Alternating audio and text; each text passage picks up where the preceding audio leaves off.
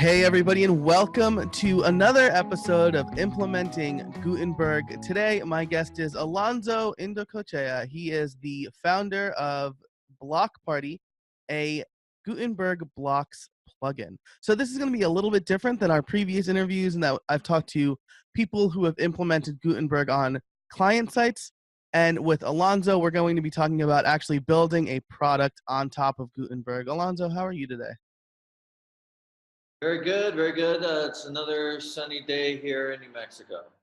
Excellent, excellent. Alonso and I met at WordCamp Grand Rapids, right? And I knew that we would get along because you are a self-deprecating Mets fan and I am a boisterous Yankee fan.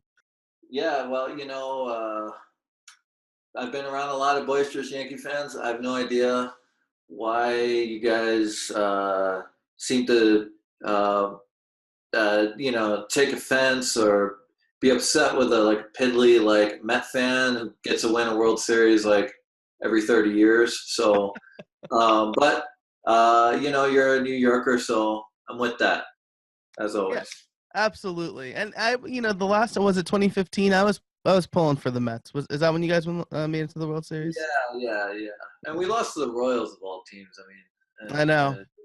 But yeah, look, that I think that is a misperception a little bit about that Yankee Met thing.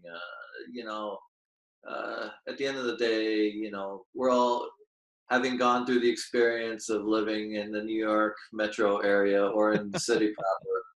It just binds us in a way. So, these are all just kind of surface choices at the end of the day. Yeah, absolutely. Just it's a little fun rivalry. I don't think it's not as serious as I live in Philly now and I'm a Giants fan and I made the mistake of wearing my Giants jersey and that was not a great day for me. No. So, yeah, watch out for that. yep. But in any case, I could talk to you about sports all day. I can really talk to most people about sports all day, but I appreciate when somebody else in the WordPress space also likes sports. Yeah, I know there's a few of us. Yeah. Usually people, sports ball, but which is probably what half of the people watching this are saying right now. So why don't we talk about Block Party? How did you come up with the idea for this, and what made you want to create a product for Gutenberg that's been out for like a little bit now, right? Like as we record this, 5.0 isn't officially out, but this is like a full-fledged productized plugin. Yeah. So it's actually technically been out since April, and we, trying to anticipate that, maybe Gutenberg at 5.0 would be out in April. If you can believe it, at some point a long time ago, there was this idea that it could be out in April. And so really where it started with us was in January. I was an organizer for WordCamp Albuquerque 2018. And we had a lot of great speakers locally, but also from all over and in the WordPress ecosystem. It was really fun, a great opportunity to put on this great event with lots of people from out of town. And so I started talking to a lot of people, developers, business people that were looking at this Gutenberg and talking about the possibilities and the opportunities. And we actually, myself and two of my guys in my company, we actually went to Contributor Day and decided, hey, let's take a deep dive and we'll make a pull request for Gutenberg. And so, so as to kind of educate ourselves on how it worked and what the different strategies were. And so we did that. It was actually, believe it or not, an accessibility pull request that didn't get pulled in. Funny enough how that works. But what it did serve is to sort of educate us on how it worked. And we knew a little bit about it before, but we didn't really know a ton. So where we got excited is how Gutenberg responds to the thing that I think is the sort of dirty secret of WordPress, which is that the editor stinks. Mm-hmm. And it's been around for a long time. And there are all these sort of solutions for content and data input in WordPress. that have been sort of workarounds because of the limitations of the editor. And it's something we kind of deal with as people that work in the WordPress space all the time, running an agency here in New Mexico that specializes in WordPress. And so we were really excited about that. And then we were also really excited about the technology and the possibility to really do truly what you see is what you get, using a technology like React. The reason we were really excited about the technology is because we do a lot of application development at my company, and we primarily use React to deliver value to our clients in terms of building user experiences that are complex, but easy to use. So that kind of was sort of, that was the point, the crux point for us, where we decided, hey, I think we're kind of uniquely positioned to actually build on this and try some things out. So we had a kind of internal company sort of hack day with Gutenberg, kind of maybe a month afterwards, and one of my partners, senior developer Eric Devilak, he basically put together this Gutenberg block that was a pie chart, and using Google Charts API. And when he did that and we saw what the possibilities were there, we got so excited that we were like, hey, we really need to make some advanced blocks and be able to offer these to people. And we chose data visualization because it's a strength of ours, but also we felt like there were opportunities in data visualization. Nice. So this came out of like a legitimate want to contribute to the Gutenberg ecosystem. A lot of times I interview people and they're like, well, I need it for a client, and so I decided to sell it afterwards. But it sounds like we might be going the other way with you, right? So you do client work at your agency, is that right?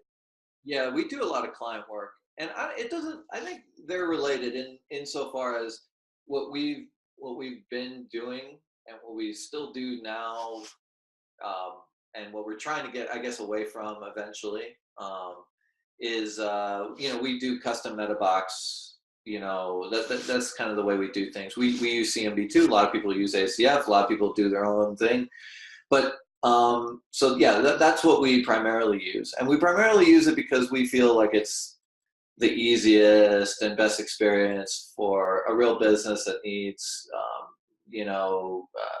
it needs to be able to update content and change content, and also the sort of areas where they need to change are content wise, and not really focused on changing the design or the layout or the style, because we're kind of handling that on the website. So we always felt like that was the easiest way and the most scalable way. But if you think about it, really all these solutions are kind of hacks. Mm-hmm. And so we just felt that for us, it was something we were really excited about for clients, certainly. But we kind of sort of saw it as a way to uniquely position ourselves in this ecosystem, frankly. So, and that's kind of the line of logic we pursue. Awesome. Yeah, that makes a lot of sense. And so are you, well, okay, so let's talk about the project a little bit. So it's got some free blocks and some premium blocks, is that right? That's right. Yeah. What was the decision, like how did you decide where to draw the line? Yeah, so originally there were no free blocks, and I think what we came around to some kind of freemium model. So I guess from our standpoint is we were trying to play to our strengths, right? So there are lots and lots of players in the WordPress space that are going to make beautiful presentation blocks.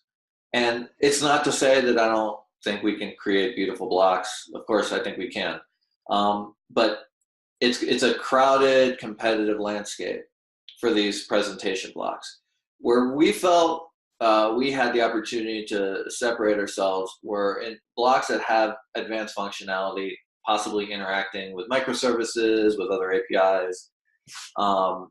That's where we felt like we could build something really cool, and the sort of competitive landscape would be less crowded. And so what we ended up doing was we've made the premium blocks, the data visualization blocks that are more complex. Um, and we've made some of the other one-off blocks that we just did again as either part of our little hackathon or just kind of experiments. We've made those free. I think the neatest, probably the neatest one in my mind, the neatest free one that we've made is the carousel block. And one of the things we hate with with WordPress is how do you implement a carousel for a client? So we actually have a custom carousel solution that we built using Bootstrap, where the client can make edits and stuff like that. We have that in place for our projects, but we felt like the third-party solutions were overly complicated, unnecessary features, a lot of bloat. So what we did was we tried to make the easiest to set up and modify carousel with Gutenberg. So you can go on the site Block Party and check out the carousel block. There are a couple of other free ones. I think there's a pricing table block. We felt those were blocks that were either going to be replicated by other people, or possibly even end up at being like default blocks. We felt like the premium blocks that we're selling are blocks that are going to just be a lot harder for people to build, and so that was the logic behind that decision. Gotcha. Yeah, that makes a lot of sense. I mean, I've written my own tutorials on how to do a pricing table with the columns block in Gutenberg. So I think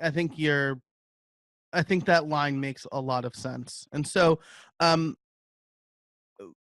what did you find, since we're talking more developing a product here? I like to ask, what does Gutenberg make easier? What was challenging in Gutenberg? Let's talk about the development side of things, because most people in the WordPress development space have focused on PHP for the last however many years, and now we're switching to React. So what is something that you like about React that makes things in the WordPress ecosystem easier? Well, look, at the end of the day, it's fun. I'm the CEO of my company. I don't write a ton of code these days. I criticize a whole bunch of people's code all the time. I test things out and say, hey, this doesn't work. This is broken. What's going on? But frankly, I'm kind of technology agnostic in the sense that it's really about the end experience. And what I see is a true what you see is what you get experience that using technologies like React can deliver. And so, like, for example, if you fire up our pie chart block, you can build a pie chart in your post right there and get a preview right there. It's, you can see it. And as you're building it, you can see how it changes, how the pie chart changes. So, and one of the things we did, actually, one of the new things we did is there's a Google Sheets integration now. So you can just load in a Google Sheet and it will create your pie chart based off of the data in that sheet. Basically the options that you had on creating pie charts or any kind of complex data visualizations were very, very limited, and none of them were truly what you see is what you get. And so using that as an example, React is just a mechanism by which we deliver a better user experience for content managers. One where they can be empowered to create really rich and dynamic content, and have more control over it. And that's it. And I think that's the thing people get kind of lost in, when they talk about React, PHP, and all this stuff. I really don't care. And frankly, like our developers, we work all over the place on lots of different projects. Our developers are excited to work on new tech, and not just for the sake of working on new tech, but so that a different kind of user experience can be delivered. That's it. So that's what I see this represents.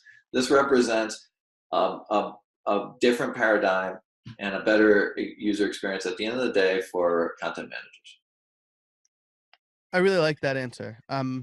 Because you're right. Like the technology will change, right? We're not going to be using React in 10 years or 15 years. Probably we're going to be using something else, and we're going to have VR or whatever. So I really like that answer. On that same token, this product was out in April, and Gutenberg is not, as we record this, out.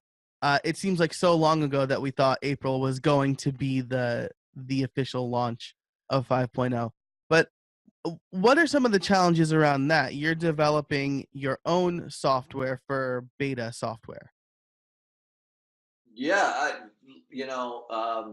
tremendous number of challenges from the standpoint of deprecated functions and so it's constantly changing and you're constantly having to change with it. We soft launched the product in April. We didn't market it in any meaningful way.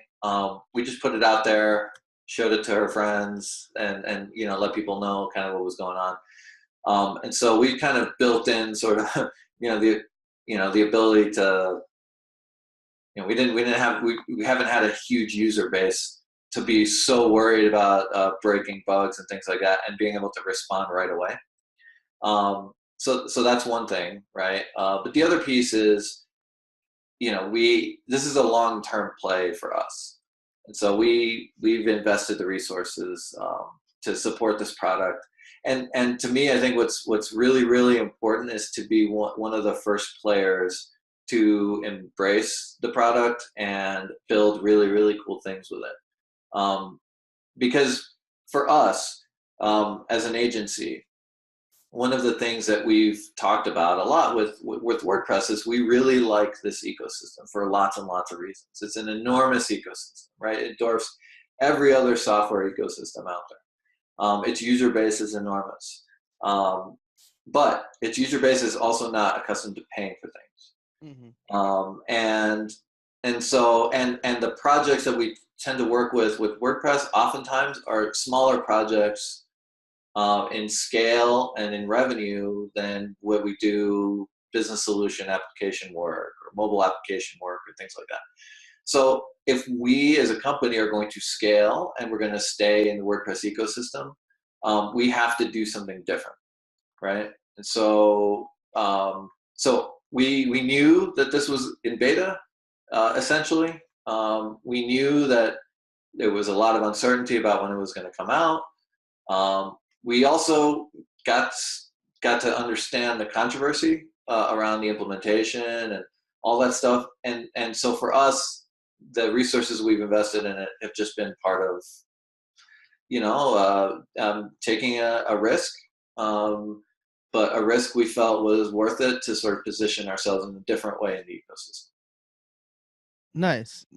I like that a lot. And on that same token, as we come up on time here, what is some advice that you have for somebody who might want to get into the Gutenberg product space?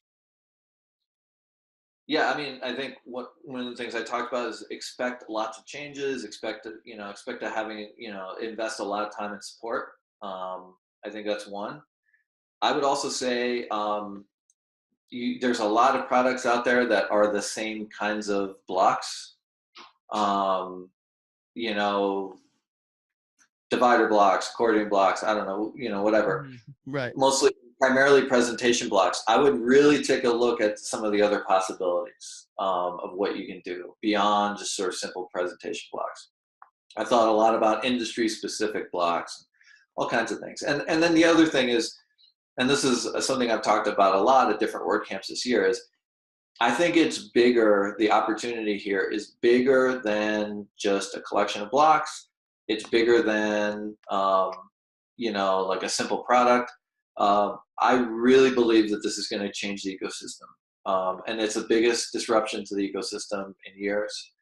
So, I'd put my thinking cap on and really think about something that's going to push the boundaries, push the limits, push Gutenberg as far as it can go, um, and run with it. I think it's worth taking risks when there's a disruption. There's always winners and losers in the disruption, and the losers tend to be the people that just sort of stand by and idly watch everyone else take advantage. So go out there and think of great ideas and take risks and make it happen.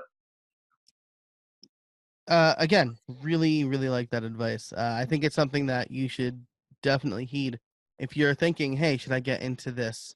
Um, should I try to build my own Gutenberg product? Should I take advantage of the changing ecosystem?" Because, uh, Alonso, you are correct. This is the biggest change to the ecosystem, and it is going to go beyond just blocks. And I would encourage anybody out there to read what Yoast is writing about, and check out John Ekman's talk from WordCamp Boston about how we can really take advantage of things like deeper data and affect more than just the presentation.